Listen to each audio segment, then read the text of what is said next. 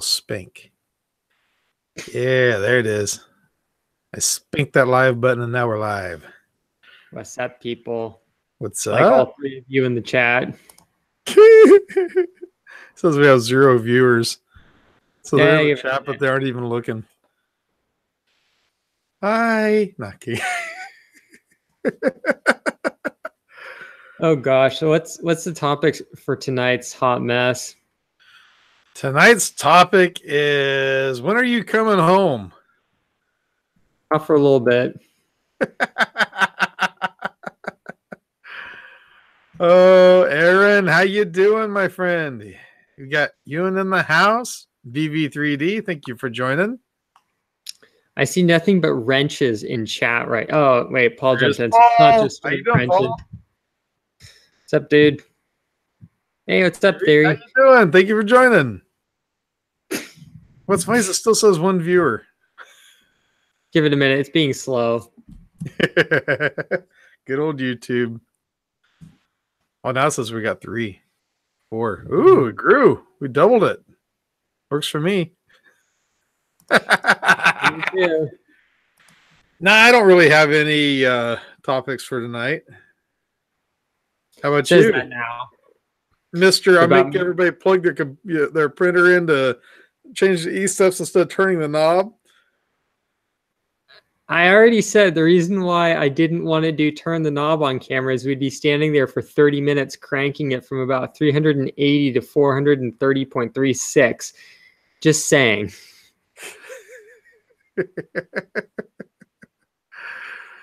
Oh, goodness. Hey, yeah, Aaron says that's what she said. I'll put it this way. I'll put it this way. If people really do want to change it by the knob, they can, but I just figured the simplest and fastest way to do it was via USB, because the problem is when you're cranking the knob, if you pause for too long, it leaves that screen and it doesn't save where you were last at.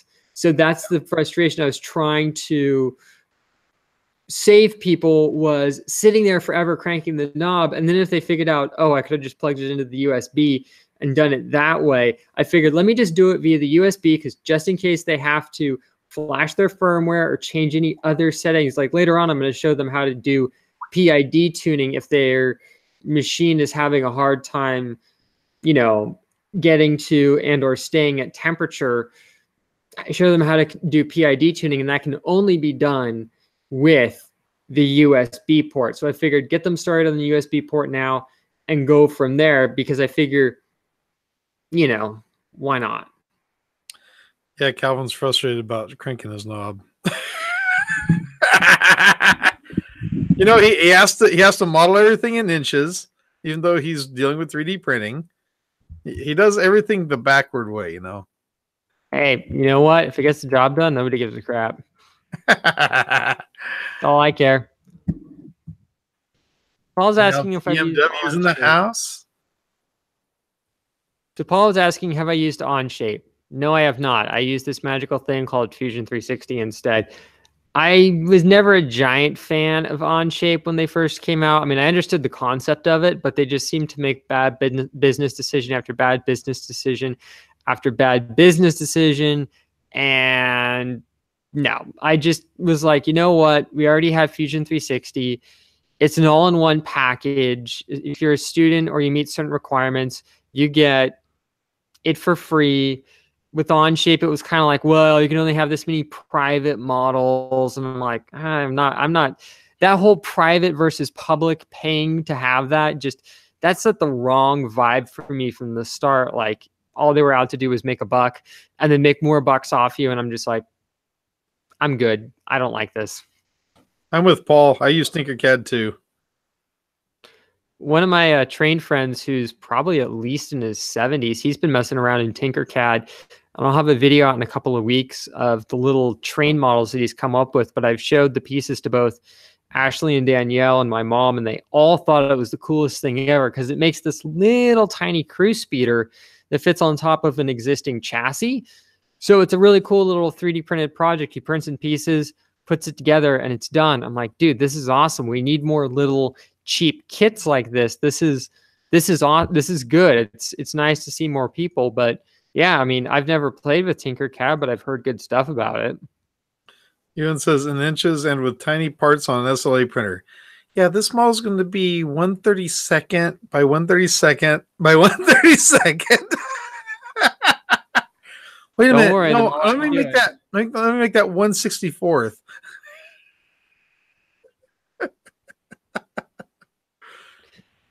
Marie's asking, where's the dog?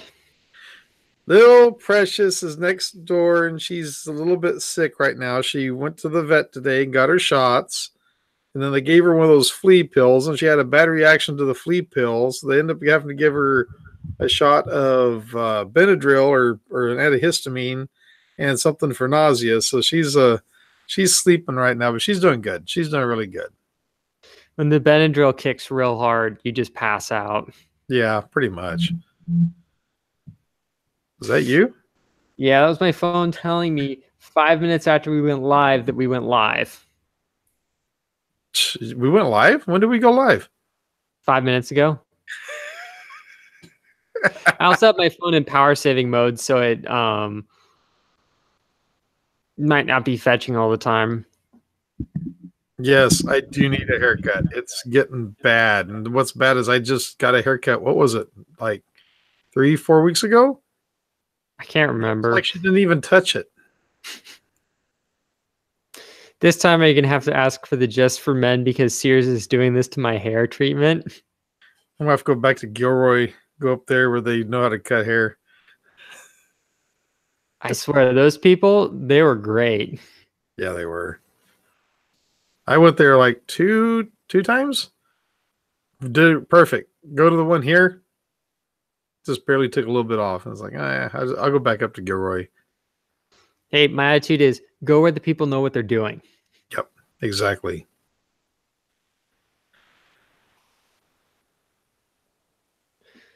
Aaron saying he's used Tinkercad. I can do things in it just like using Fusion 360. Yeah, one of these days I will learn Tinkercad just because I know Chuck and Jimmy and a lot of people enjoy it. But I'm so used to working in the Fusion 360 and Autodesk workspace. It's kind of like he's going to have to dumb himself down in order to get on our level, is what he's trying to say. That's the way Calvin is. I'll have to. You know what? I'll brown bag it just once, and I'll go ahead and go back to Tinkercad.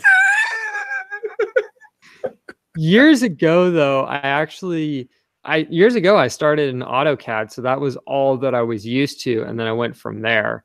So, just saying, I started out a little bit differently than a lot of other people, which I understand puts me in a much different position. But I do want to try it out just because I have seen people do interesting things in there, and I hear it can do certain things better than other programs in terms of STL editing. So I do want to check it out for that as well. Paul's asking if the Ender 5 is a good 3D printer to get. I honestly do not know. I'm gonna join Jimmy in the I don't know category, but yeah, I don't know. Anything from that Ender line seems a little bit hit and miss. But if Creality would like to send a printer in my direction for me to test out, I'll be more than happy to answer that question. We would totally love to answer that question. No, I mean, I'm not saying that it's necessarily a good or bad machine with some tuning and a little bit of help, but in terms of out of the box experience, I don't know. Yeah, the closest I've ever been to one was up at the Rockland Mini Maker Fair, where they had that one that was the Ender 3 that was printing. And from what I could tell, it was printing really good. So I don't know as far as actually trying one out. Yeah, I think like anything else, also just the user behind it. I mean, you can run a machine on stock profiles all you want, doesn't matter what it is, but it takes someone with experience to know how to tweak and tune things a little bit to find the machine's sweet spot. That takes a little more tuning, but yeah, really any machine can be tuned to work right. So, Joe, what's up, Joe? Oh yes, we had the printing professor in the house. All hail him. If I could kick my feet up here toward the camera, I would. I had so much fun looking at all the different scenes I could not put into the bloopers reel for the end of the year involving Joe. It was great. Yeah, sure miss you, my friend. I wish we would live closer together. That's for sure. Ditto. One of these days, I got to make it out there, or vice versa. Yeah. That's really cool where he lives. Really nice. That's what I've heard. I've been to Park City, Utah, and I've been to Heber. It's really nice out there. Yeah. Need to go back. So Paul's asking, what about the G-Tech 3D printer? Which one? I've had pretty good luck with the A30. I've had really good luck with the A10. The A10M, I need to do more printing with it. I need to figure that out more. Depending on how things go tomorrow, because my stepdaughter's having surgery tomorrow, so I don't know how late I'll be. I'm hoping to unbox the A20M tomorrow. If I don't do it tomorrow, I'll probably do it Saturday night. But it'll be interesting to see how that one works. I will say, being that G-Tech sent me an A10M, I do have to say that it's a nice machine because it shares the same, core as the A10. The only thing I don't really like is the mixing head, honestly. I'm still iffy on that. So what I'm actually thinking of doing when I'm done playing with it as a mixing head is actually taking and buying for about $20 the A10 head, popping it in there, and then putting a Y splitter at the top so I can maintain dual whatever printing. It just becomes a Y head machine because the mixing is kind of not my favorite thing, especially if I'm trying to run support. So I still in essence have a dual extrusion machine. I just have done it a little bit differently, and I'm hoping that if it works really well, maybe G-Tech would run with the idea, but we'll think about it. Yeah. I don't know. I think that printers set up the way, because the thing is, you're talking about changing firmware as well. No, because the machine still has the firmware stays the same because the machine still sees one hot end. All I have to do is just change in Simplify 3D when it goes to do a tool change. It just pulls the other filament out farther past the Y, and that's it. Yeah. So that's not even rewriting the firmware. It's literally just changing out the hot end and putting in a Y splitter. It's an idea that Ashley and I had because we both agreed that the mixing is really cool. Don't get me wrong. If you want to do custom colors or custom gradient changes or things like that, that's really cool. But on the other hand, for just doing single color prints all day, it doesn't really work. By the way, Joe, check your inbox. Beat me to it. Thank you. I already sent it. we need some Joe in here. Yeah, we need Joe in here. Liven things up a bit. Yeah. Yeah. We got to root him on. Joe.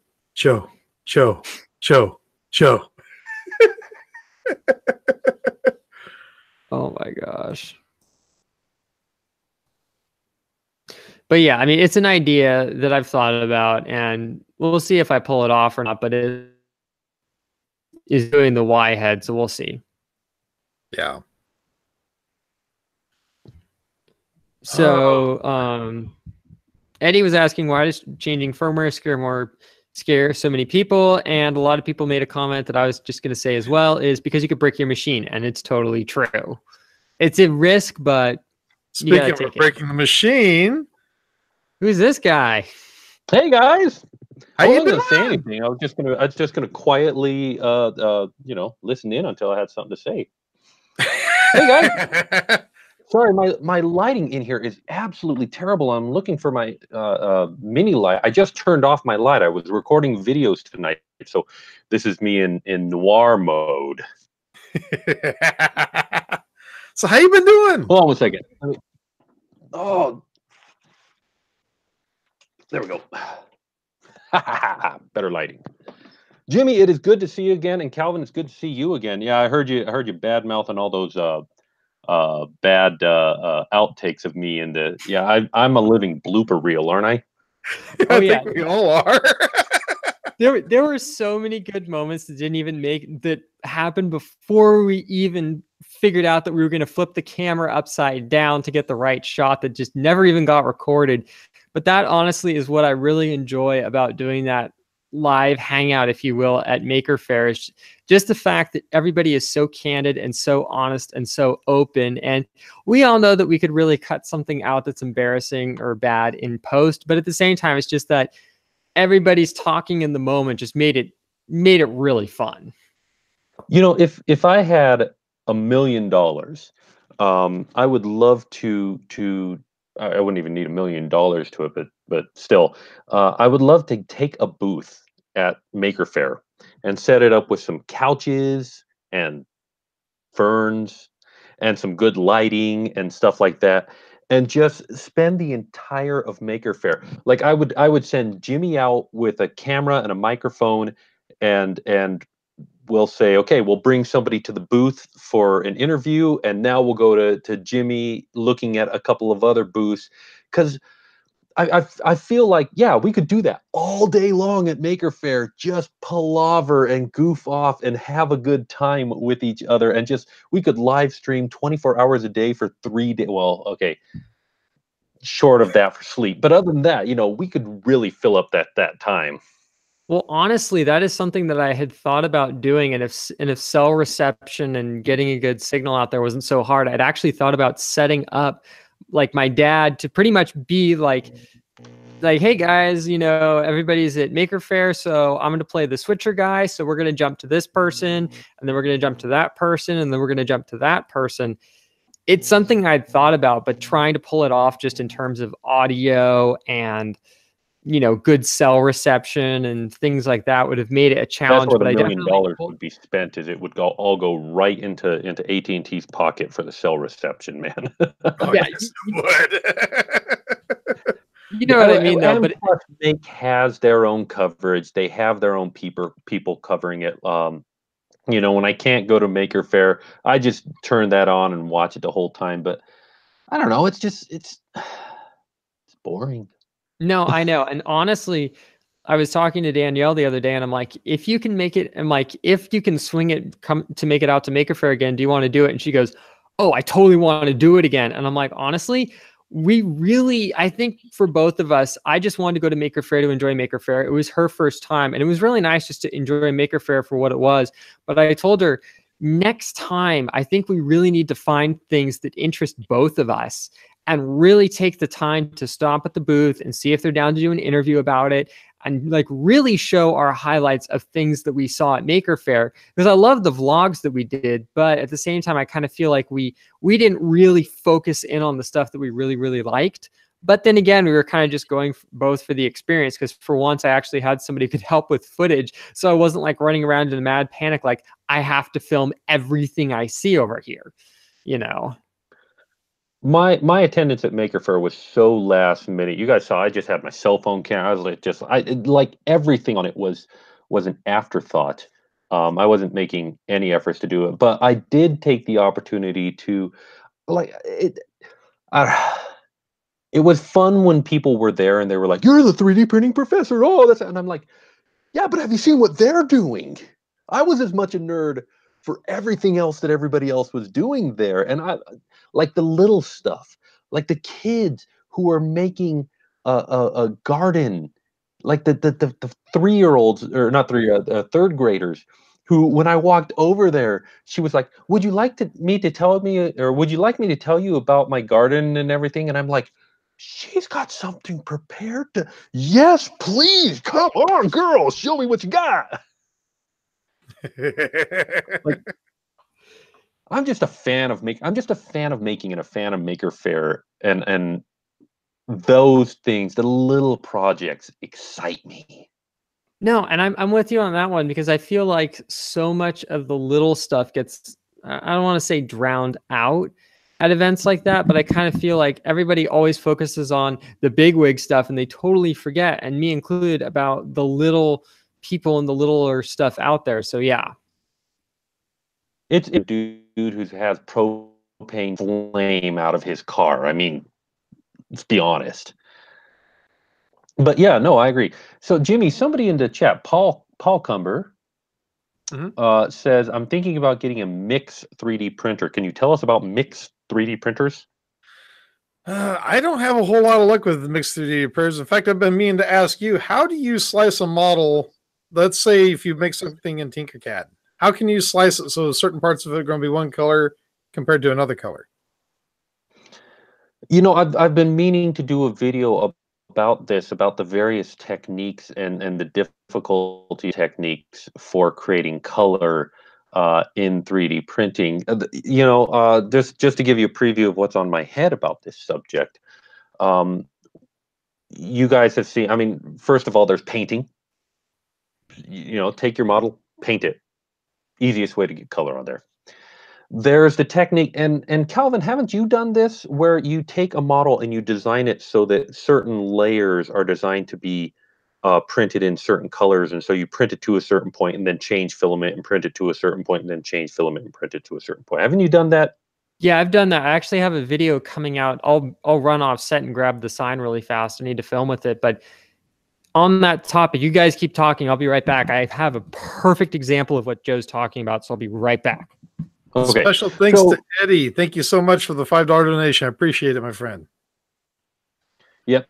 Thank you, Eddie. So continuing on with the thought, number one, paint it. Number two, change filament as you're printing. And if you're clever, and I did a little bit of that. If you saw my latest video with the,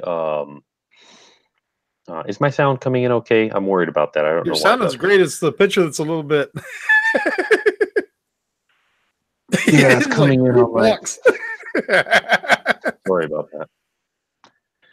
I'll try not to move my head too much. So changing colors as you're printing, I did that on the sheep and goats game pasture. I did that so that my layers would be different colors. And I think Calvin's got a example for us. Yeah, I'm back. This is a sign that I made up for Danielle. It's an old nickname back from her dance studio days. I can't remember if I did it with a purge block or not on purging on the A10M. But what I did is I just designed it as one piece in Fusion, and I knew the distance from the bottom to the top of the white area. So I told it to use one extruder for that, and then I told it to use the second extruder to start where the other one stopped.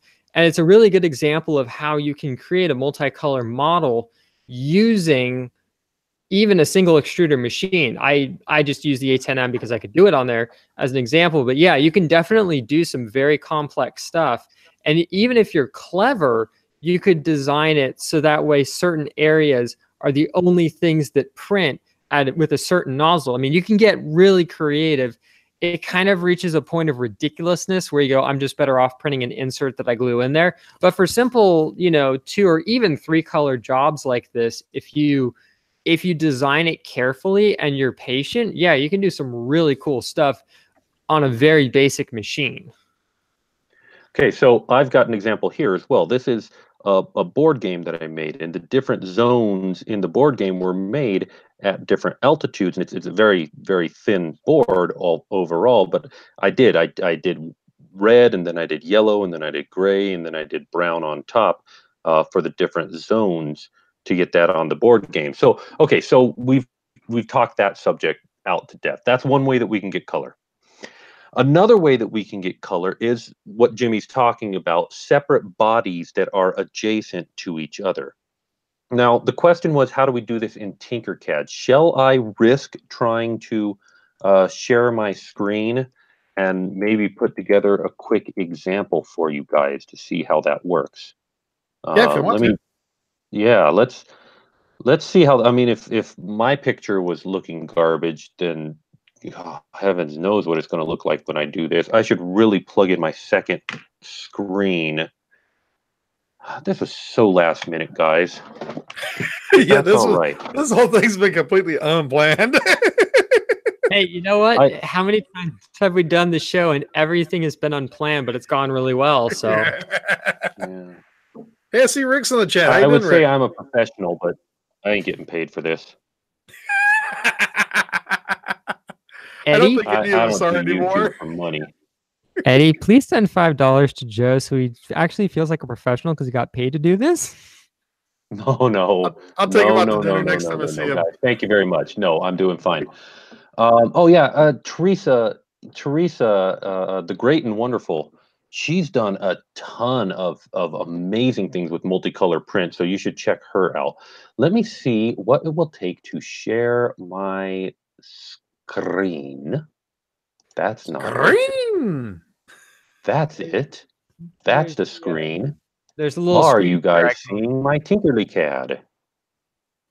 Okay, so we're looking at Tinkercad here. I've got a couple of designs. Oh, you guys should go and check out my 3D princess tiara on Tinkercad.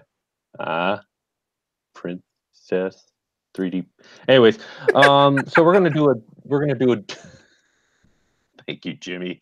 That's a pity laugh, is what that is. No, it's not as funny, man. It's just every time we talk, it takes your screen off. No, that's fine. That's fine. We got a Tinkercad is loading. Okay, so the idea that we're going for, what we're trying to do here is we're trying to create separate but adjacent bodies, that are each one of them will be a different color. Yeah, Google Hangouts is sharing your. Don't. Okay, how do I? Oh well. And Tinkercad is being real slow. So let's if Tinkercad comes back, we will go back to it. But the basic idea is you create the two objects that you want to have, and you could just put them next to each other, but we're talking about like fully embedding them. And what you do is you duplicate the one that is going to be booleaned out of the other one, turn it into a whole, and group it with the other one. Okay, Tinkercad's up. So let's do this thing. Do you guys have a suggestion for a quick model that I can make in Tinkercad to demonstrate this? Maybe like a Minecraft style brick. So good example would be like the bottom is brown and the top is green, like the soil block. Yeah. Oh, love that. That is fantastic. Now I am going to get super clever with. I'm gonna make a high resolution version because I don't know, but in the shape generators, one of my favorites, there is, yes, the terrain generator. Do you guys know about this shape? It's No. so cool. So this is going to be our grass. This is going to be our dirt. And I'm going to fiddle with the settings of this terrain generator. You can use this one when you're teaching kids to make game tiles with it. You know, you can set it up to say, and to turn this into mountains, you just make it taller. So there we go. We've got a randomized terrain. And now to be super clever, I'm going to take it, flip it upside down, and put it on the top of our box here. And because I really hate exactly overlapping geometry, I'm going to move the dirt down just a little bit. But the idea is we've got this part here that we want to be green, and we got this part here. But this part here is just a cube. It's intersecting with it, and that is dirty, and we do not like that. We don't want overlapping geometry. It must be completely separate. So what we do is we grab this one, we duplicate it, turn it into a hole. I haven't got quick keys on, I apologize. Grab the dirt block and group them together. And if this works in any reasonable amount of time, now this one is an exact whole of this one. And there we go. That's exactly what we're looking. Well, that's not exactly what we're looking for, but for a 5-second example, that shows that now these two are bodies that are right on top of each other. But here's the next tricky part that's annoying about this. The next thing you have to do is export each of these objects, the selected shape individually, And you need to be careful that when you open them together, or it might try orienting this one to the ground and they won't line up anymore. So it will bring this one in hovering, I think. The other option is you grab them both, you export them both at the same time, and then you use another tool to ungroup them and separate them. Now, what I have discovered recently, and this is super interesting, is that if you take your grouped object that has multiple bodies and you use 3D Builder and then you save it as a 3MF file, when you bring that into your slicer, and so far I've tried this with Simplify 3D and Cura, it might even work with other slicers. There is an option to ungroup it in the slicer and separate it into its certain different bodies. And you can say, okay, this body is left extruder, this body is right extruder, this body is left extruder, this body is right extruder, part it out and do your dual colored prints. So there you go. It's not actually that difficult. Yeah, that's not bad at all. That's a little bit easier than I thought it would be. Now, how about like if you're wanting to put like a name in something, do you have to change the tolerances a little bit, or does it just it's just same principle to it? Because we are actually trying to get these two objects to stick together and be homogeneous. Well, not exactly homogeneous. That's not the correct use of that word. But because we're trying to get them to stick together, no tolerances. Put them right on them. Put them in the same space. And if they overlap just a little bit on the edges, that's actually really good for this process. So no adjusting tolerances, nothing. Keep them as close together as possible. Okay. Now, one trick that I will say that I have used, which I haven't shown on camera, but I'm working on a custom Mario Kart OpenRC F1 car build with Ashley and myself, and potentially Danielle as well. What I've done is I've actually taken the original Mario Kart files that I found on Thingiverse, and then I actually split the model into a couple of pieces, the body of it, so we could get a two-tone design going, because the person who designed it created it to be a single model. So then what I did is I exported those groups of bodies and imported them into Simplify 3D, told it to combine, do a dual extrusion merge so it sees that both parts share a common center point, links them together. So I was able to take a single extrusion model and easily just like slice it along this plane, slice it along that plane to create the multicolored kind of checkerboard effect that I was after. It'd be a bit ridiculous to try doing that for a, say like a racing stripe model or something. But if you want to take a single color model and say put a racing stripe down the middle, you could do that. Go to the middle of the model and step over to either side, slice it, export those bodies, group them together, and you can do that. So there's kind of a convoluted way to take a single extrusion model and make a dual extrusion if you're trying to do it in a simple way. So that's also a possibility as well. It's just a little bit finicky if you don't have access to the original source files to do that in the first place. Now, I want to show you guys another example. This is a project that I'm going to be working on in the future, a cute little teddy bear that I made in Blender 2.8. And this teddy bear, you can see, has multiple colors on the screen. But the way that the way that I've accomplished this in the past is you Boolean these together, but you make sure that the final Boolean has all of the materials, and it'll get all of the materials, and it will be one solid shape, just like you're told you need to have one solid shape when you export for 3D printing.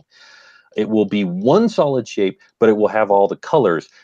But as you know, if you have an object that is one solid shape, and you take it into your non-color 3D printer. So here's a model that I did with that technique, and this was printed at Shapeways. This was not on the DaVinci Color, but yes, full color. Well, what if you do this on your normal FFF 3D printer? Well, you get one color, and that's because it's one solid shape. But that is not what I did with this bear. I kind of flipped the script a little bit, and it's changed things a little bit. So what I did with this bear is the body has holes cut out of it. The nose is a separate body with a hole cut out of it, or the muzzle, and the nose itself is a separate body. Each one of these toes is a separate body, you know. And this tummy is also a separate body that you can see. Again, there's a, well, there should be a hole for it, and I may have to fix that a little bit, but still. So I did both color, which could be done on the DaVinci Color in full color, and separate bodies, which you can then take and break it apart in your slicer and say, okay, this one gets that extruder, that one gets that extruder. And if you have 2 extruders, you just break it up so that you can have 2 colors. And if you have Multimate to do 4 colors or 6 colors, you line it up however you want. You don't design for a specific color process. You design to make it open for all color processes. So separate bodies and color at the same time.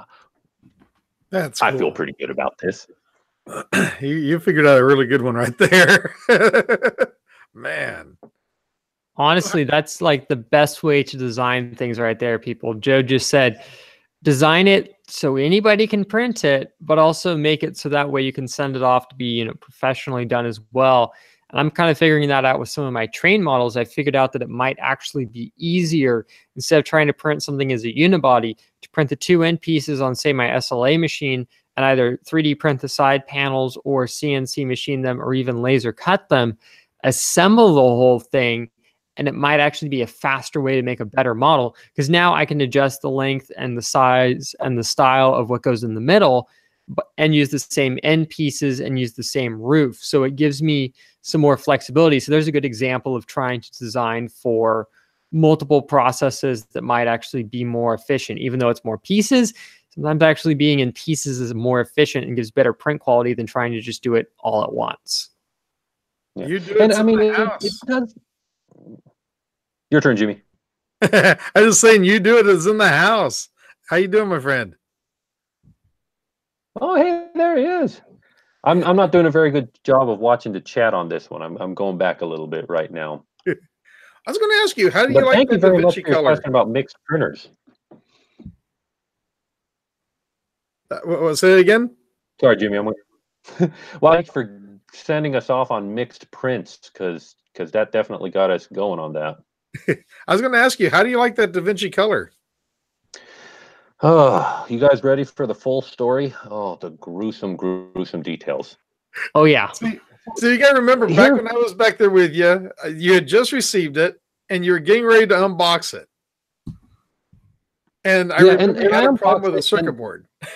Yeah, exactly. I unboxed it and bricked the circuit board, and they had to send me a new one, and I installed it. It wasn't too bad.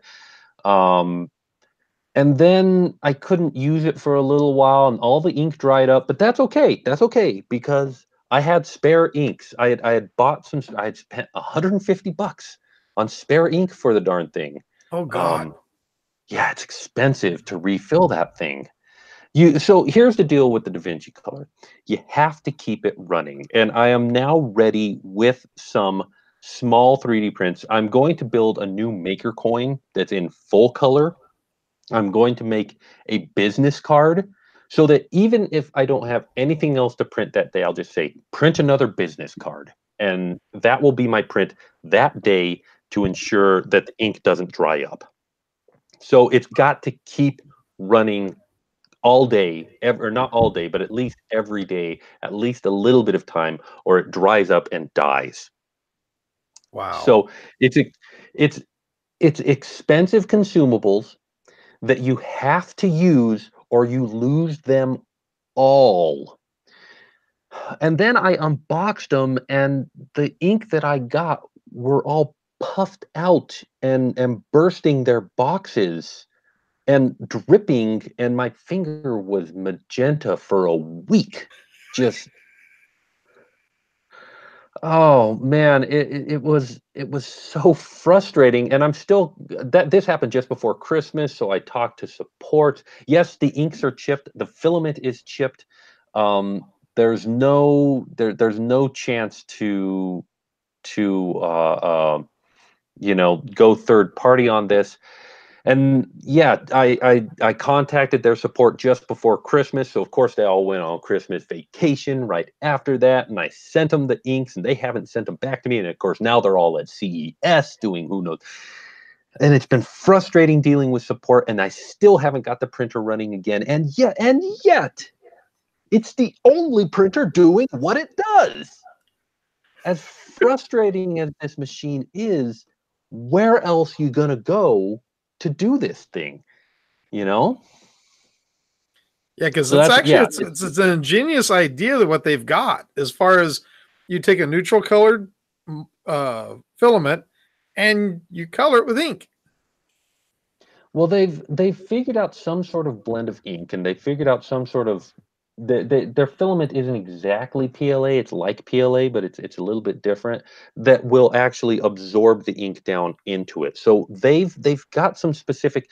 There's a reason why nobody else has done this. Now, TK 3D Print says just paint them. It's faster. That is true for the first one. But if you're going to make 5 or 10 or 15 or 100 of a thing, it sure would be nice to print them. However, the color on this printer, so I've got some examples here. This was made at Shapeways. It's my cute little Cthulhu model. Isn't he adorable, with red and green and black and yellow all over it? This is the same exact model done on the DaVinci Color. They kind of overshot the black a little bit, and the yellow's kind of muddy, and this is DaVinci Color Sandstone. It's not perfect. It's still the only option you have if you want to do it in the home. But and it is color. But yeah, I appreciate XYZ Printing for doing it. I appreciate that it exists. I kind of wish somebody else would steal it and run with it. Just saying.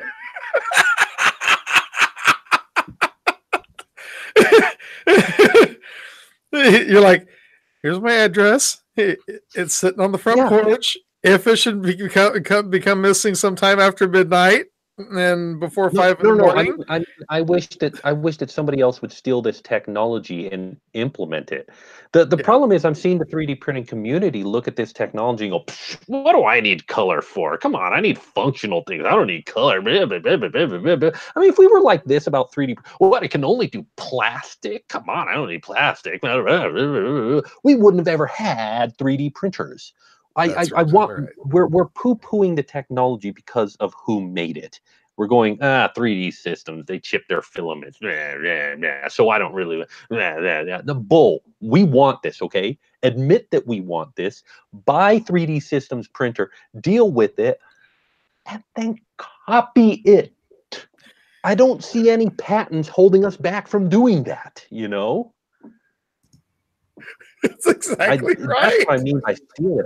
I want somebody else to steal the technology, not steal my printer. Don't steal my printer. Rats, I was going to say, okay. That might be worth the drive. Road trip. I crack shotgun again.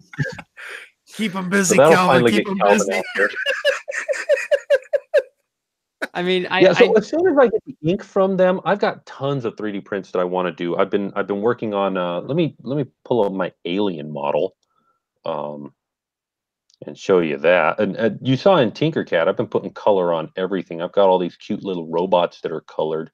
In fact, I've got some color prints of them too. Let's see. Here is. This was made in Tinkercad, full color, and then printed on the DaVinci Color in Tinkercad. Cool. It's like Vincent from Black Hole, the Black Hole movie. And this one really only works with the DaVinci Color, but it's a Hello Kitty version of Voltron. Man, Meow formed the head. The one thing I also which program? This was done in Tinkercad. Oh my goodness. Here, I can show you that real fast. Hold on 1 second. Well, Joe loads that up. The one thing I will say is I wonder if it would be possible to make a filament that's a little more porous. So when you inject the ink into it, it's not as likely to want to bleed out, if you will. Because that's the biggest problem I've had when trying to, like, you know, deal with models is you put a little bit of ink on there and the ink will bleed out into the layer lines, which sometimes is something that you want that can look cool, but other times it's actually kind of frustrating. So I wonder if something like that would work. But I do agree. I do think the concept, I think, like you said, there's just too many people going, that's too hard. We don't need that. We need more sensors and crap that just make the printing experience worse. Instead of focusing on, let's, you know, we've perfected how to make a machine that can spit out molten plastic very accurately. Now let's try and bring some color into this thing. Because I think once people start to see that you can get good multicolor prints, more like sandstone quality, I think it would pull people away from sandstone, you know, especially architectural people, because sandstone models are really, really heavy and really, really brittle. If you're able to make a more accurately colored, you know, architectural model, it could really change the game, just saying. Well, and not only that, imagine being able to take your 3D model that you're putting out there and put like written instructions on there that could be read at any size that don't rely on nozzle height, that says insert Duber in here or something like that, you know? I think that there are, if putting color on your 3D models were taken for granted, I think there would be a lot of application for it, a lot of application, practical application that people just aren't considering right now because, well, it's XYZ Printing doing it. Well, we don't like them. I like them just fine. I don't love their support at this particular moment, but they are 3D printing people and they want to make 3D printing happen, and they bring 3D printing to the masses and they make it as easy as possible, and they chip their filament. But that's, if they would change that one thing, I could put myself support them 100%, you know. All right, let's so here's how you make a multicolored model in Tinkercad. You guys are gonna go crazy when you see how stupid easy this is. I'm just gonna do, I don't know, here, let's do a Rubik's Cube in Tinkercad, right? Actually, this isn't even going to be a Rubik's Cube. Okay, screw it. That was a bad, a little less. Let's do this guy. Well, we'll do him red, him orange, him yellow. And now I'm regretting doing it in a block. That's okay. Green, blue. We'll just do a little rainbow right across here. How's that look? Beautiful. Now, you grab them all, you group them together, and what happens in Tinkercad? Boom, one solid color. You can't even, I mean, you could choose, but click on it. And instead of picking one of these colors, go down here, right here where it says multicolor. And it's back to being multiple colors. And now you can throw it at your DaVinci color and it's good to go. But these are not separate bodies. So if you want to do this for multi-material heads, just don't group them. And they still have the color data, and the interpret these as separate bodies. So there's both options there. But in Tinkercad, it's as easy as just saying, yeah, don't do it solid color, do it multicolor.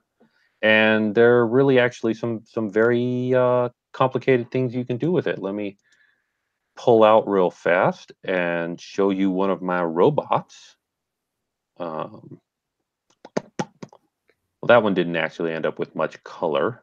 Oh, let's pull up Marvin. And let me duplicate and tinker Marvin here. Shout outs to everybody in the chat who recognizes where this robot is from. Okay. This is why oh, still not straight. That's close enough. Okay, ungroup. Ungroup. Ungroup. Okay, so yeah, when I took the face and the mouth and everything and grouped it together, Yeah, it's all. But when I grouped the teeth and the face in there and the eyes in there, grouped it together. Oh, it all went to one color. Well, let's just multicolor that, and it preserves the original colors. Easy as that. Easy as that. Yeah, Hitchhiker's Guide to the Galaxy. Good job for TK Prince.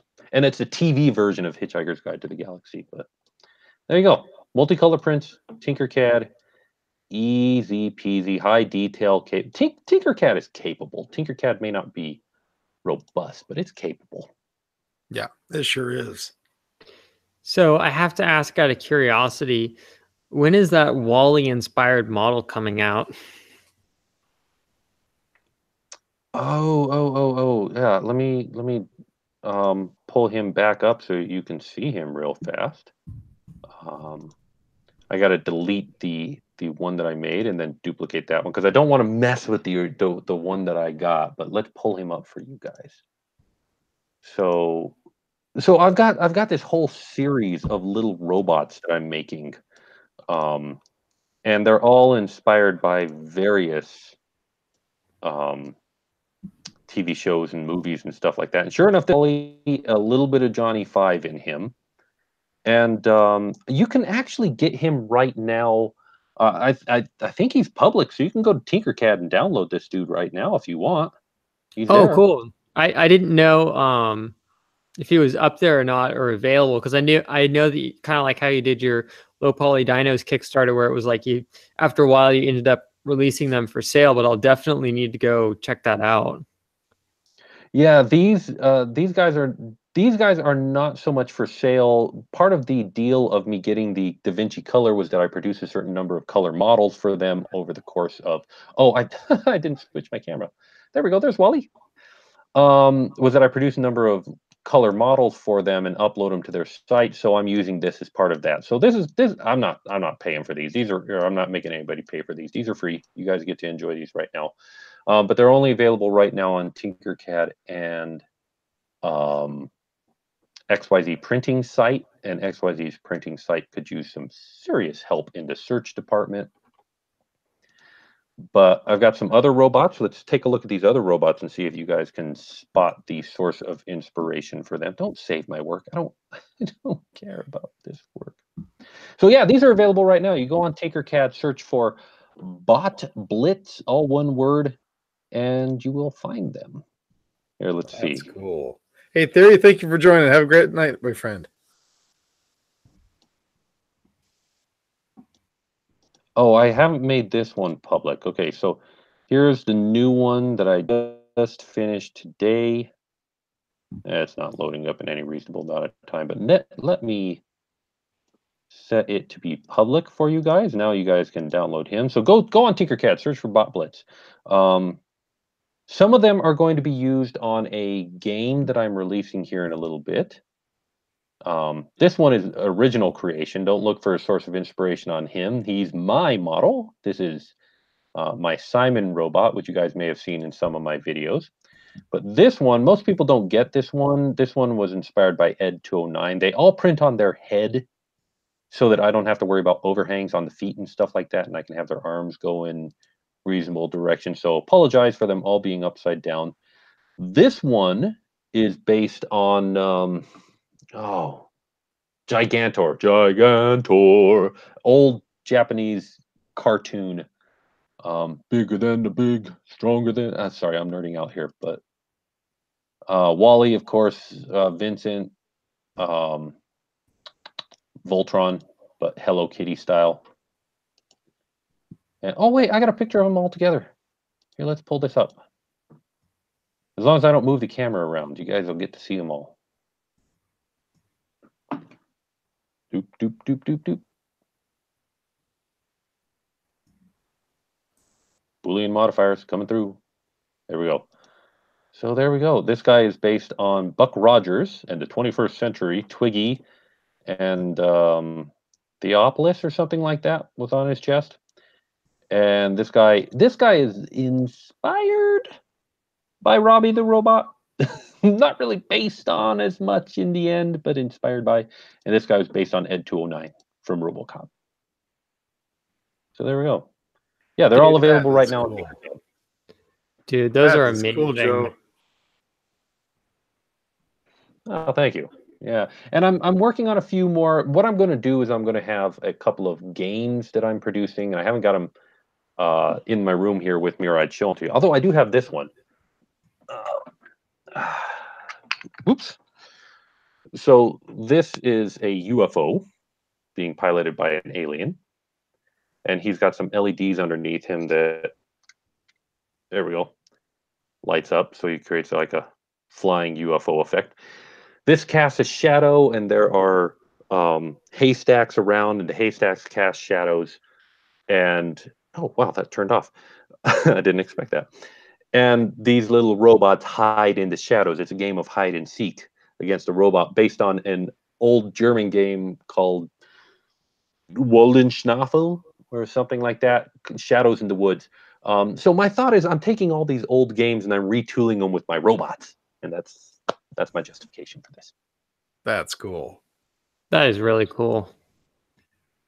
It's a fun project. I'm enjoying it. Like I said, by taking these robots and flipping them on their heads, like this little guy right here, his arm, which is dangling down right here, that would be a problem when you're 3D printing him, because you'd need supports and stuff like that. Well, that don't need supports. We're good to go. Plus, in the terms of gameplay for this game, you have to tag people out. It's hide and seek, and so if the light touches you, you're tagged out. Boom, that's out. And then that's in. That's out, So that's the way it plays. Man. I love it. So available now, but I will have those when I get the whole game together and the rules typed up and the boards together, and I'm ready to release it. I'll put a video out, and I'll make it a free download with all of that together on 3dpprofessor.com, just like I did for Pastor, which if you want a game that you can 3D print for a board game that you can 3D print, it's free download on 3dpprofessor.com. Go get it. That was the best video ever, man. There were so many puns in there. We need to have Thunder had nothing on that one. Yeah, Jimmy's talking about my video for Pastor. I really rammed the goat puns in there as best, goat and sheep puns in there as best I could. It rammed it. There was a lot of effort put into that, actually. Oh man. It's so not as easy as you would think to write puns. Like that one at the end where I was like, I really have nothing here.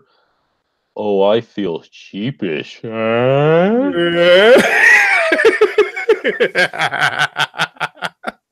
what kills me is, like, if I do a video about a 3D printer review, that video gets thousands of views in the first week that it's out, and it does great. And if I do a video about a 3D printing topic, educational in nature, tons. And if I'm talking about a news topic that people are excited, tons of views. And I talk about my project, a couple hundred views, maybe, if people are feeling like it. Those are the videos I want to do, people. And but here's the funny part: you can print something from Tinkercad, or not Tinkercad, but Thingiverse. Print something, whatever, off of Thingiverse, and you get a bunch of views. Like a hairy lion. Yeah, hairy lion. But you go and you make something, and it gets very little views. But yet, what's the first thing you hear on every 3D printing community, on Facebook, and anywhere? What's the first thing everybody always says? Why don't you design your own stuff? What's up with everybody printing everybody? It's like, because nobody likes it. Sad part is people don't pay attention to it. No, it's really true. I mean, I survived on my first couple of months with my 3D printer doing Doctor Who rings because, it sold. People wanted them. People paid for Doctor Who rings, and they're like, well, why don't you make your own original stuff? Well, sure, I'll come up with my own original idea for a science fiction duber that people are going to want. Come on. I gotta say though, I was very, very happy for you when you did your the was it the GoFundMe or the one for The Kickstarter for the low poly dinos? Yeah, that was it. Yeah. I was really happy to see that you did as well as you did. It surprised me a lot. I thought maybe if I got a $2,000, I'd have been doing well, and it ended over $8,000. And I still have most of that money because I haven't built the shed, but I did finally go out and buy some wood for that shed, and I'm measuring it and getting ready to put it up there. But I only get like 3 or 4 hours, twice a week to do it. So I have to take it slow. I have to be meticulous about this thing. So. But it's happening. It's happening. It's starting forward. I'm glad for you. I'll tell you. Now, by the way, how are the hens doing? Oh, we got a fifth hen recently, and she has just started laying. So but it's winter, so they're not laying a whole lot. But they're being ladies like they do. Are you still having to wait for them to finish up before you can continue your videos? Well, I'm not recording in the shed anymore right now because it's just not conducive to it. That's why I got to rebuild it. Once I rebuild it, it will be insulated, so the heat won't be a problem. Yeah. The walls will actually be complete, so the dust won't be a problem. And because of the insulation, it'll also be a little bit soundproof, so the chickens won't be a problem. So it'll all be good. Yeah, that's good. Man. I do like owning chickens, though. I do like having chickens. I think that a lot of people should. I mean, they're not hard to take care of. They don't eat a whole lot. They do eat your table scraps, so you're wasting less food, and they give you breakfast. Like they're a fantastic pet to have. And there are so many funny, like they have personality. They're funny little things. They will. I will let them out everyone because I feel like it's a prison ward. They've got this tiny little pen that they're in, and I'm like, they should at least get exercise every day. So I let them out every day, and sometimes they'll wander into the neighbor's yard and jump the fence or something, and then they'll get lost. They won't know where they are, and you'll hear the most pitiful as they're trying to figure out where they are. And so you go and get them, and of course I can't jump the fence like they did, so I go around the other way, and I'm trying to lead them out. They're like, no, that's not the way out. We came from another direction. We can't possibly. And as soon as you get them to a place that they recognize, they're like, oh no, we're good. No, I've seen this before. Yeah, let's go on home. Oh, dang.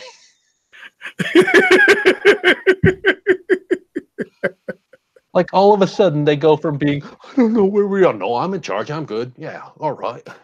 You gonna bring out those pecans already? Let's eat those, man. Let's go. We need to get Joe on this show more often. I'm seeing my retirement coming up real soon here at the rate Joe's going. Oh yeah, believe me, Calvin. I've got people in mind. The day you say, Jimmy, I just don't want to do this no more. I got people. I know. Yeah, makes me feel real secure, Calvin. I've been waiting for Calvin to divorce me any moment now. He's just been getting to that point. Oh, I wish I could do this more often with you guys. It just the stars aligned tonight, and it was absolutely fantastic. But these stars are de-aligning real fast. It's about time for me to head to bed, guys. Oh, that means the wife just poked around the corner and said. Usually, but this time I'm just looking at the clock going, 10:30. If I don't get to bed soon, I'm not going to get enough sleep for work tomorrow, and I'm going to go to work tomorrow. My friend, thank you so much for joining. It was sure nice having you on here. Oh, Jimmy, it's always a pleasure. I watch all your videos, Calvin. I watch all your videos too. It's always you guys are like my friends who I never see. Are you planning on coming out to this Maker Faire? I'm planning on coming out to the Bay Area Maker Faire this year and one other Maker Faire. My work will support me in going to 2 Maker Fairs per year. And so Bay Area Maker Faire is definitely one of them that I'm planning on going to. I just don't know when it is. They haven't announced when it is yet. So as soon as I know. And one other, which will be... If I had my brain on soon enough, I'd have said I needed to go to CES, and I'd have gone to CES this year. And then I'd have knocked on the heads of the XYZ printing people and said, "Give me my ink." I was going to say, they're only, what, 130, 140 miles away from your house? I know!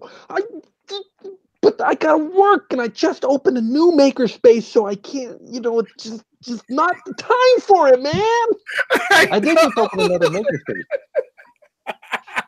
It's super exciting, actually. I did just open a new makerspace in another library. So we now have, in the library system in Southern Utah, 3 makerspaces, which, booyah. Dude, that is awesome. I mean, first of all, makerspace is cool. Makerspaces in the library are even cooler because we don't charge practically nothing for nothing, There's no monthly fees. There's just come in, sign the waiver to make sure you're not going to cut your finger off, and you're free to use the machines for just the cost of materials and nothing more. When people, if you try to charge $30 a month for a makerspace here, people go, I got a garage, I'll get the tool fund. They never do. No. But that's what they think. I'm going to pay $30 a month. I'll just save it up and buy it myself. And they never do.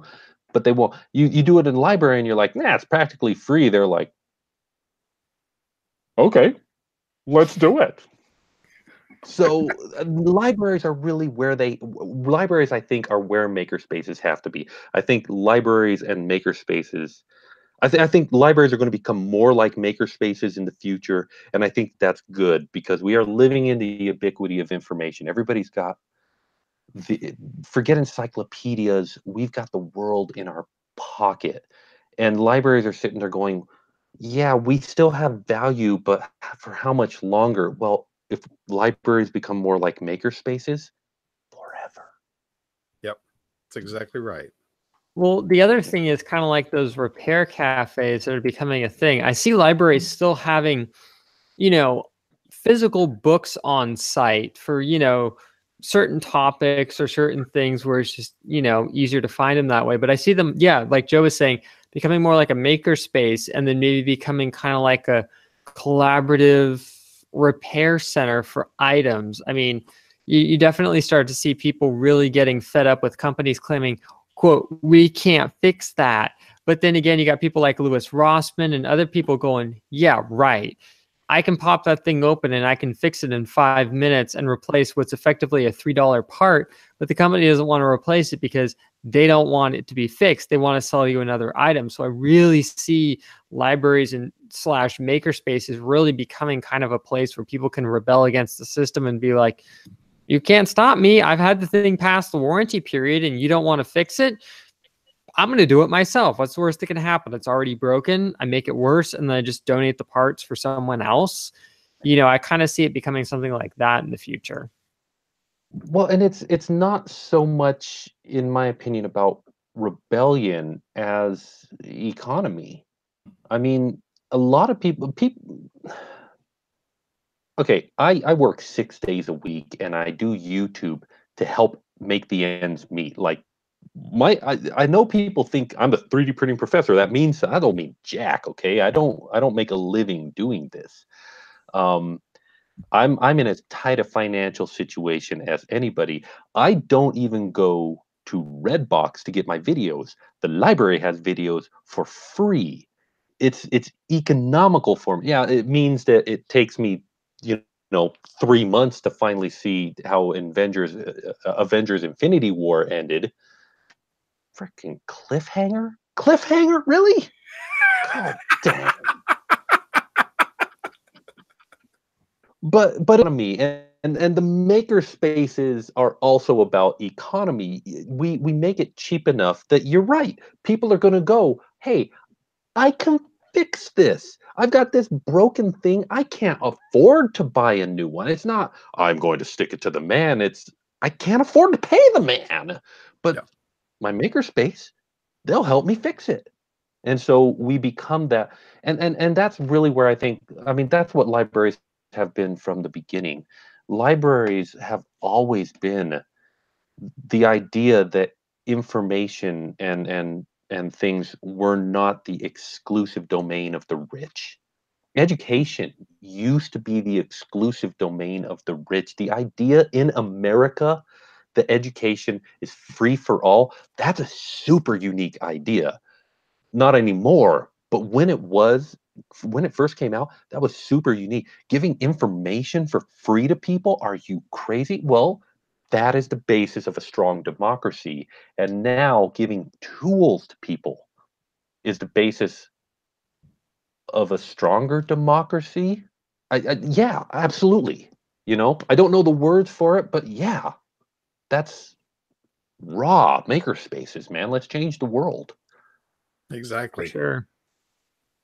And I can't say how many times before we had internet at my parents' house that we would go to the library to get, books on hovercrafts or ROVs or pumps or this or that or the other for the science fair projects it did. And even after we started to have the internet, the amount of resources it had for model train magazines, robot books, you name it, you couldn't put a price on it. I mean, and I have to hand it to the Thousand Oaks Library for being just amazing. They ended up years ago putting on an extension that's just dedicated to kids books, and they have an area just dedicated to like everything else, which is awesome because it freed up even more space. But yeah, they're a very unsung resource that I feel like people need to really stop and take a moment and realize that they still have a huge role in today's society.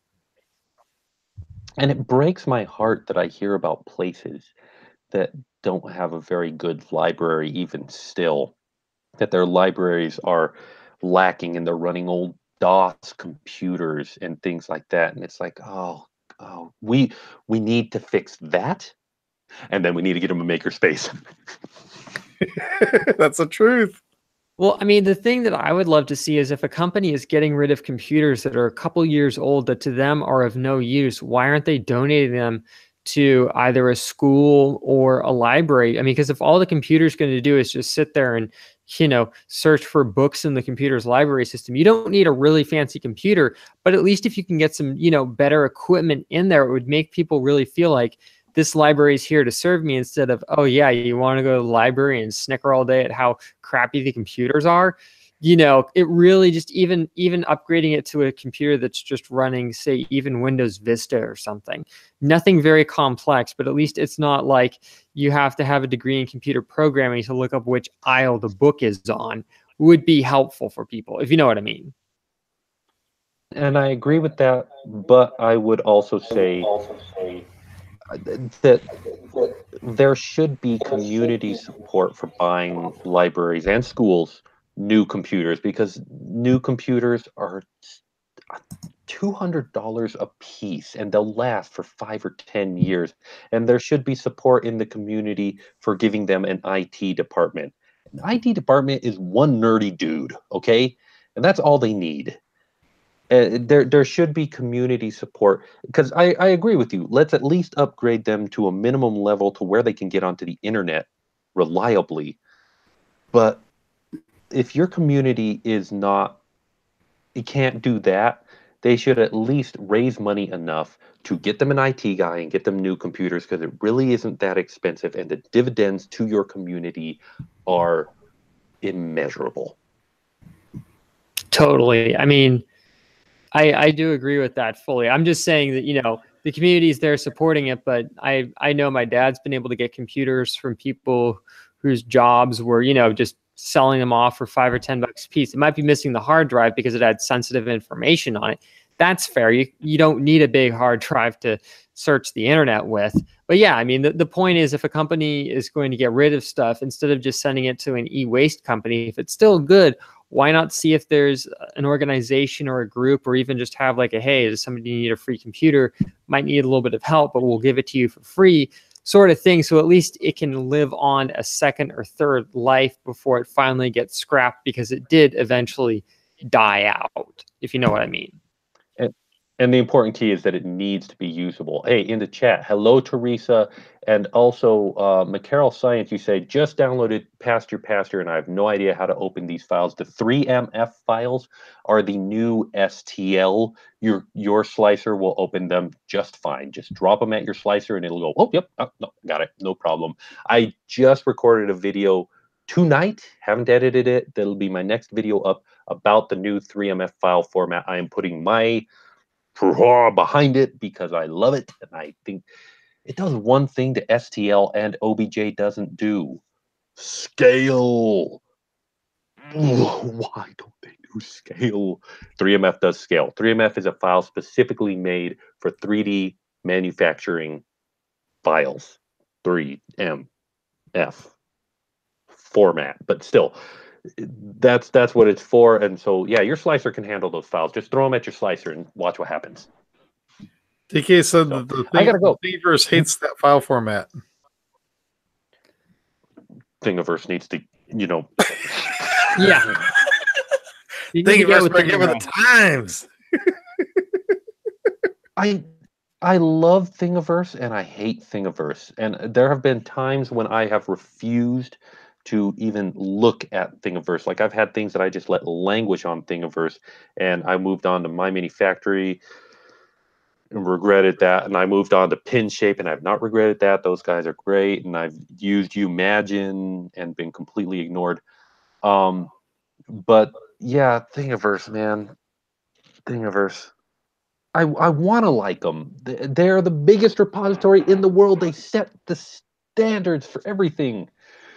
They're setting stupid standards.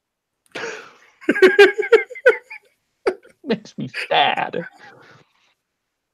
Okay, I really do have to go, guys. I have work tomorrow, but guys, let's hang out more. I say that now, and I never will again. But yes, big hugs. Big hugs. Thank you very much for joining, man. It's been a pleasure. And please tell Ariel I said hi. Oh, yeah, will do. We'll talk to you guys later. Have a good one. So, Calvin. Yeah. How you doing? Dude, I'm still trying to let all that really good information that Joe let out just soak in there. I mean, the thing I love about Joe, like I've always said, is just his passion for maker spaces and making and getting it into people's hands. I mean, that's the thing that's why when I finally got to meet him at Maker Faire, I'm like, we've got to get this guy into the Hangout. And I'm so glad we did. And if you guys didn't already see it here, the simple reason why is just his passion and his exuberance for trying to get people into making stuff and maker spaces and things. It's contagious. And we need a lot more vocal people like that for saying, look, let's set up a maker space in the library.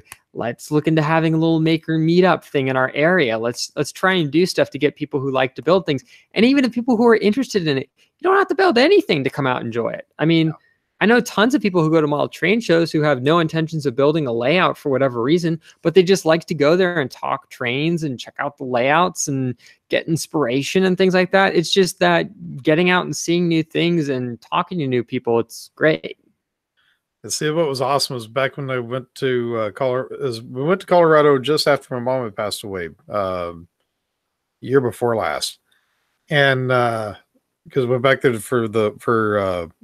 they're having a funeral service or a celebration of life for one of Beth's sisters had passed, and so we made it back there, and then on the way back, that's when I dropped past where Joe lives. We stopped off, we had dinner with him. Next thing you know, we're over there at his house, got to see the shed, the 3D printers. That's when I saw the Da Vinci. It was still in the box at that time. He just got it. And that's when he gave me the TiVo Tarantula. He's the one that gave me that printer. Oh, wow. So it was really cool hanging out with him and his family. They're awesome people. And one of the most down-to-earth people you ever meet. Oh, yeah. I mean, that's the thing that made it so cool about finally meeting Joe at Maker Faire is, you meet people on Twitter and whatnot, and you really don't know how they're going to react in real life. Like, are they going to be a jerk? Are they going to be a nice person? And then you meet Joe, and it's like the instant I met the guy, it was like we'd known each other forever, and it was great. Yeah. It was funny because that day at Maker Faire, he goes and he calls me up. Where are you at? I tell him wherever I'm at. Come over by this certain booth. I got somebody here I want you to meet. Okay. Go over there. And he's talking with Joseph Prusa. I'm like, hey, Joseph, how you doing? Oh, good. I'm doing good. Because he didn't know we'd already met. We already knew each other. It was the funniest thing. I still loved when we were waiting to meet Tom from Tom's 3DP, and we're all just sitting there chatting it up, and Danielle and Beth are filming us, and I'm going, great, what embarrassing footage are they going to have now? But it was cool that we were just able to stand there and just talk and, you know, hang out while we were waiting to meet yet another YouTuber who's like, hey, what's up, guys? And the whole time you're like, Tom is real? Can I touch you, Tom? I still love your line when you met it afterwards. You're like, so he's not a computer simulation after all? I thought he'd be taller.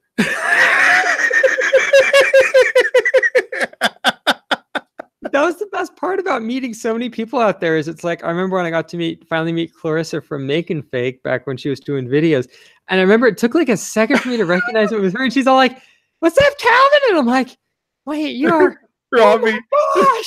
Tom is definitely HO scale. That makes Angus like N scale or something, because Angus is like really tiny. And even till now, I'll take it. I'll be watching one of Angus's videos, and Beth will come in the room. Is that Angus? I'm like, yeah. She goes, he's so cute. Danielle keeps hoping that by some like Angus never watches our videos, I'm sure, but Angus, I tell you what, please don't take my wife away from me.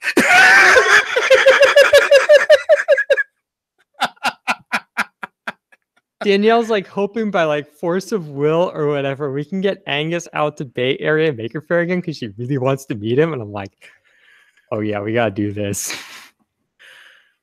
Danielle totally dump you, and she'd be like, no more of him. Strictly for Angus. That's it. I'm here to hold your camera, Angus.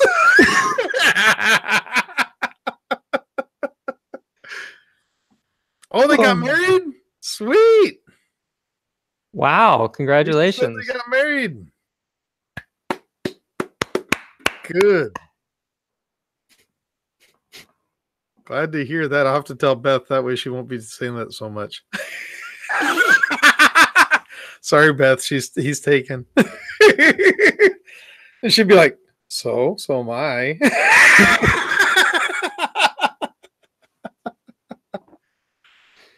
Oh gosh. Hey, Paul's taking off. Have a good one, Paul. Have a good one. I think we better ditch too, because I gotta get around and go to bed and get up and go back at it again tomorrow morning. Oh no, I take it back. I'm not going there tomorrow morning. That's right. Today was day 11 of me working, and I'm so geared toward working now. It's like, oh, that's right. No, I got tomorrow off. We're going up there to for my stepdaughter's surgery she's having tomorrow. So I gotta be up there by 9 o'clock in San Jose. Dang. Yeah. Hope that goes well. Me too. I hope everything works out. I think it will. I don't think it's a major surgery, but it's something that's got to be taken care of. Yeah. And then Monday we find out what the story is going to be with my job. I think after he dropped the bombshell on them last night, I think it's going to be all right now. I don't know if you heard, but he dumped a $5 billion bid. He's like, here's that $120 million you want, and $5 billion. Complain about that. Well, I mean, I'll put it this way. My only concern is he's done a bunch of stupid things and questionable things that you were telling me about. My only concern is, I mean, in one sense, I'm happy to see the company going for your sake and everybody else's sake. But I also hate to say this, but at the same time, I think it's time to just put that old horse to pasture and put it out of its misery. Strictly because who's to say he's not going to continue to do stupid things, even though he still has the company, you know? Well, I think where the difference will come in is there are certain people that will be more than likely removed because it will no longer be a publicly traded company. I don't believe. I might be wrong about it. I honestly don't know any details. All I know is what I see on the news and read on the internet because everything is so hush hush. But I believe there will be a difference. I just don't know what kind of a difference. I'm hoping it's a good one. Yeah, me too. Because I mean, like I've said, I remember the days when Sears used to be like the it thing, and then there was the whole selling off Craftsman and this and that and the other, and it's just like, what the heck happened to Sears? You know? I still cannot get over walking into Lowe's and seeing Craftsman tools on the end cap when you first walk in the door. Ashley was pointing that out. Toolbox than what we've got in our store. Ashley and I were at Lowe's the other day, and she pointed that out as well. She's like, "Oh, look, Craftsman at Lowe's." I'm like, "Oh, brother," because we were talking about it, and I was like, honestly, because we were talking about Sears, and she was asking about you, and I said, honestly, the sad thing is, it used to be if you had Craftsman stuff, it was like something you handed down from your great grandfather to your grandfather to you to your son. I remember those commercials, and if you had a problem with your wrench, you took it to any Sears, no questions asked. Yeah. They swapped it out with you. I mean, that's like the way. That's like, this is how much faith we have in our product, that if anything goes wrong, take it to any store, we will swap it out, no big deal. And then it was just kind of like it went like every other brand, and it's a shame. Very little known fact, because it's not widely known. I spent 7 years rebuilding Craftsman ratchets. I was averaging about 2,200 to 2,300 a year on rebuilding those ratchets. I mean, that many ratchets. It'd be nothing for me to rebuild 75 ratchets in a day. That was between that and processing returns. That's what my days consisted of for 7 years. Man. I got pretty fast at it there toward the end. The real question is, though, like, what was the main point of failure inside the ratchet? Was there like a thing that like normally just wore out and failed over time, or was it like a bunch of things? Okay, so here's the thing about well, it's any ratchet for that matter. They will dry out. The company, whenever they put, sometimes whenever they build a ratchet, they don't even put any grease in them. But they're supposed to put a pea-size drop of grease on the paw whenever they assemble them. And what will happen, typically, the biggest point of failure was the teeth on the paw would eventually grind down. And it's just something that just naturally happens. Least when you have less grease in it, it's going to wear out faster. The only catch is there's this fine line between what's too much grease and what's too little grease. If you put too much grease in there, it will just it'll slip. For some reason, it just will. And of course, you don't put enough grease in it, it'll bind up and it won't function. So you have to put that perfect amount of grease in there, and then good to go. That makes sense, though, because the grease under pressure will form a little highly pressurized surface, which wants to force things away. So that's interesting. Very little known fact, because it's very little known.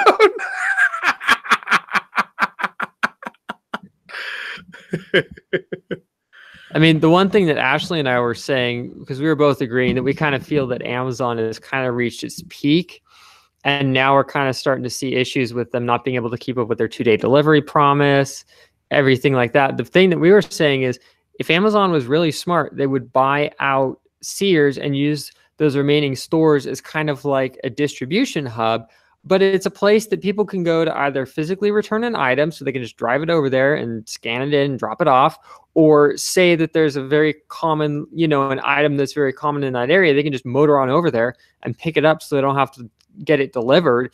And maybe even have a small retail section, kind of like what they were doing with their grocery store for very commonly used items in that area. Kind of make it a place where people can physically go to physically see an item before they purchase it on the website. Because so much of what you buy on there, even if they were just selling Amazon Basics stuff in there, at least you can go in there and go, oh, I really like this mouse. Oh, I really like this drink or something. You can go in there and physically see the item, so that way you're not having to buy everything blind and hope you get the right item, but you're not really sure. But that's just me. I hear a lot of people say the brick and mortar stores are dead. Amazon's the future, all this. They've apparently never been to an IKEA. Oh, heck no. An IKEA, for those of you that haven't been to one, will typically have a floor model of whatever the item is and pick tickets, right? Mm-hmm. And pretty much you go through the entire store and you write down the numbers of the item, or you pull the pick ticket, whatever you're going to do. And then you go and you go downstairs, you pull your merchandise, and I believe, do they pull the merchandise or do you pull it? So the way it works is in the upstairs area, some of the items, like for part of the bottom area, part of it will just be like small items like power strips, lights, pillows, blankets, trash cans, small tables, things like that. And then in the other half of the warehouse area on the bottom floor, that's where they have the really big items. Like I'm just going to use this buffet credenza, whatever you want to call it, thing behind me as an example.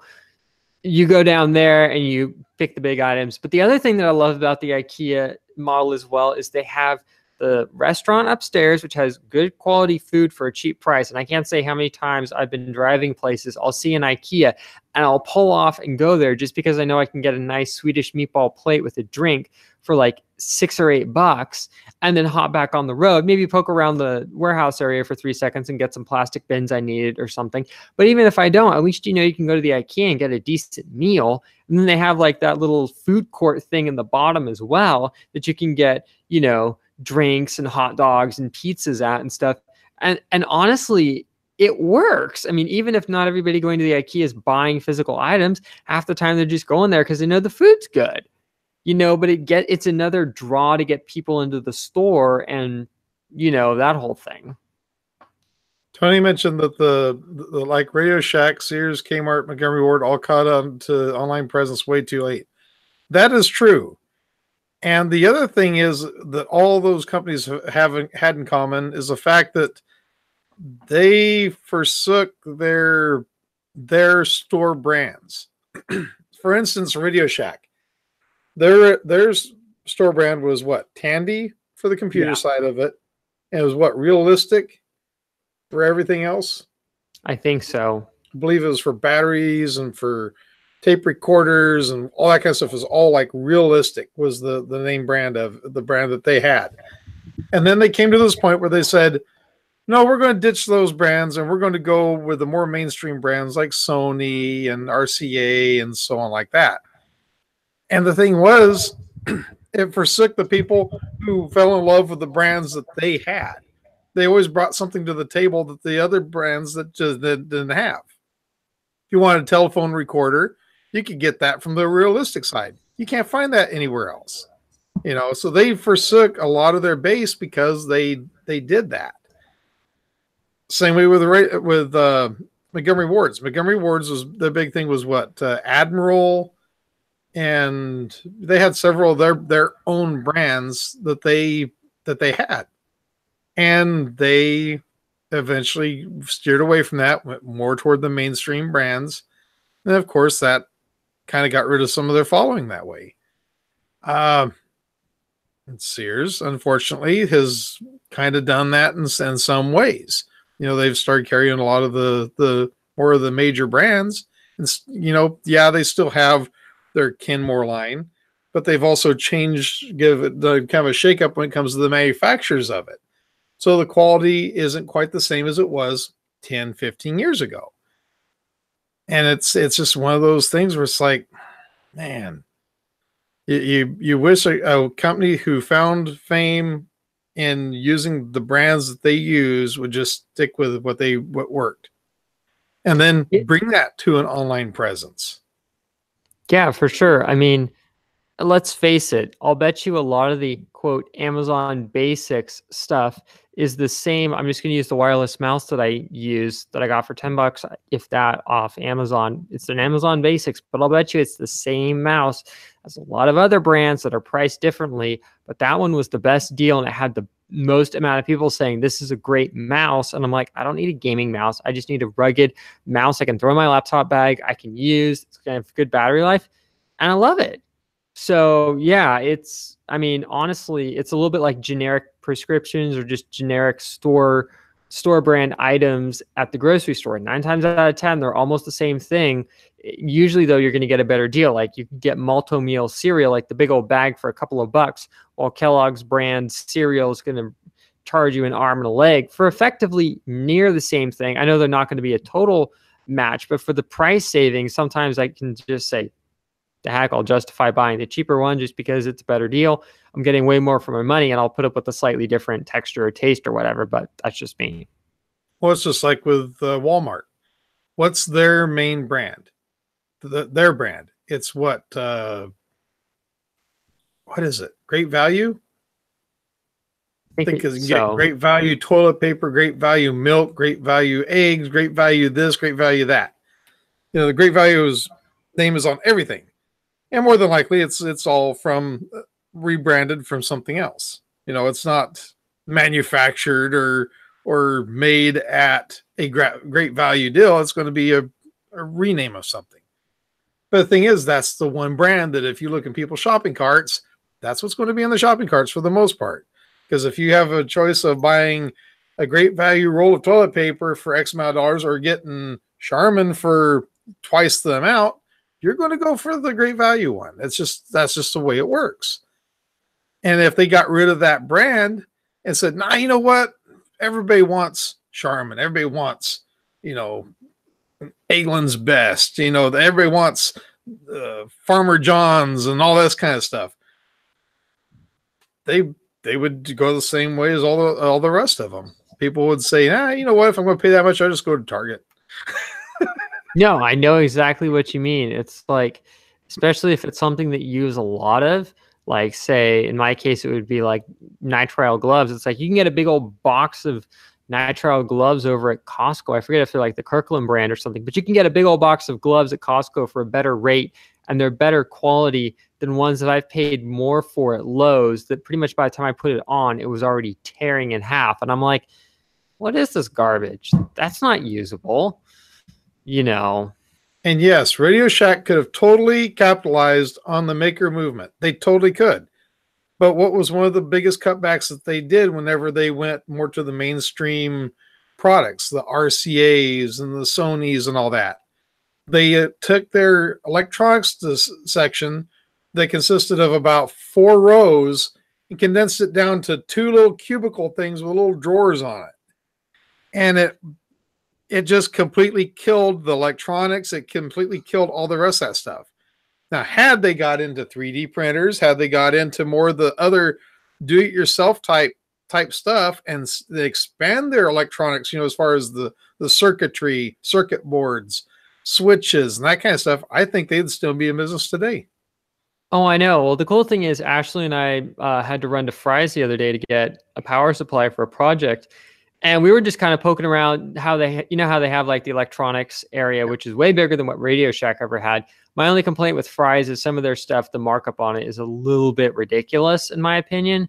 But at the same time, we were really encouraged to see that they had an area where they had 3D printers. They didn't have like the actual boxes there, but they kind of had like the pick ticket for it, showing what it was. They had some rolls of filament, but they also had a really good area that had a lot of Arduinos and little microcontrollers and like this build your own little arcade set. And that was really encouraging to see that there, that, wow, they're really trying to capitalize on this DIY hobby market. And it's really good to see them doing that, because I remember back in the Radio Shack days, There's a Radio Shack about 15 minutes from here, driving time. I can't say how many times we went over there to get like 1 or 2 push button switches for a project, because driving 45 minutes each way to Van Nuys to go to the electronics store, which is really good, don't get me wrong, but it wasn't worth it. You know, by the time you put all the gas into that, you were better off buying everything you needed at Radio Shack for that. Yeah. But yeah, you know, the cord for your electric guitar, you can get it at Radio Shack. If you took and broke a knob off of a amplifier or something, you could get one at Radio Shack. If you need a new potentiometer for your amplifier, you can get it at Radio Shack. And then toward the end of it, it was like you couldn't get it at Radio Shack anymore. You had to take and either find it online, go to Seaside to Potter's Electronics, or at that time I didn't know anything about Fry's Electronics. And I'll be honest with you, Fry's Electronics has completely, they are downsizing like crazy compared to what they used to be. The electronics department where you saw where all the different capacitors, all that kind of stuff, that section is nothing like it was even 5-6 years ago. They are downsizing like crazy. And this past Christmas, they would open up both sides where all the cash registers were. Mm-hmm. This time, they hit, all they did is have maybe about 2 more cashiers, and that was it. It's so sad. It's really sad to see how the people walking in their door it's nothing compared to what it was even 10 years ago. I mean, 10 years ago, you go in there and that place was hopping. Oh yeah, no. And I definitely have noticed that. I mean, I'm glad that some people are keeping it alive, but it's like when I was at the electronics store in Van Nuys, the guy was going, yeah, there was one other one that I really wasn't aware of in the area. And he goes, we're the only gig in town. I'm like, honestly, but it's like every time I go in there, they're jumping because comparatively speaking, because they've got random electronic components. They've got Arduino kits. They've got motors, switches. I mean, I got quite a lot of stuff for some upcoming for the laser cutter project over there. Like for $1.20, I was able to get like a nice 3-foot long power cord that would cost you like $8 or $10 at Home Depot. And I was telling the guy, I'm like, that's $8 or $10 at Home Depot, and you have it for $1.35. I had to get 2 of them. You know, I'm like, and if I go back, I might get a few more just because they're worth keeping around in case anything happens. Because they're the ones that have the ends, like the 3-prong ends ready to go. So you can put crimps on it, hook it up to a power supply, et cetera, et cetera. Yeah. Yeah. But what do we know?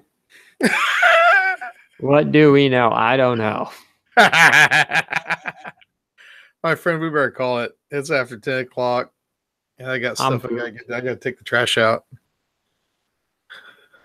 Been a blast. Thank you very much for joining me. I appreciate it. I miss you. Next time you come back up this way, we gotta go out to dinner. Totally. I'll put it this way. What I'm thinking of doing when I head back up to SF for the semester, what I'll probably do is just crash at your place for the night and then head up midday so I can get into where I'm at. But that way, at least I'm not like trying to do it all in one day, which is just at this point with my knee, it's just like, forget it. It's not worth it. Yeah, true. You know, it's just easier to break it up, do it over a slightly longer run, but that's just the way I'm doing it. But it's sure nice to have Joe in here tonight. Sure missed talking with him. Huge shout out again to Joe for coming in here and just sharing his passion for making and all that stuff. It was an honor. Yeah. And guys, thank you very much for joining us. I sure appreciate it. And it's always fun and always very enjoyable to get in here and visit with you guys. Same here. What's up with you and the lube? I haven't even. Did I miss that? I haven't even been checking the chat. I'm so out of it now. We better just leave it on that note. Guys, take care. Thank you for joining me. Have a good one, Calvin. Later.